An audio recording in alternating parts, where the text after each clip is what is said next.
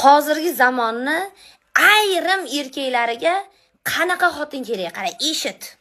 Erini uyida o'tiradigan, sochi supurgi, qo'li kosov, ota-onasining xizmatini qiladigan, adasini tursugini yuvadigan, qaynsingil, qaynopalarning xizmatini, cho'riligini qiladigan, qaynaka, qaynukalarning qornini to'ydiradigan, lekin o'ziga qaramaydigan, eridan pul so'ramaydigan xotin kerak.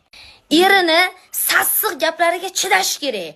U yoqqa o'tganda harom tomoq deydi xotinini, bu yoqqa o'tganda itdan bo'lgan deb so'kadi. O'sha gaplarga chidash kerak xotin. Kelin qul bo'lish kerak. Uni hurmati hech qachon bo'lish kerak emas uyda. Kelin qul-ku. Eri xohlagan paytda ko'chadan uyga kirish kerak, xotin hech narsa deyish kerak emas.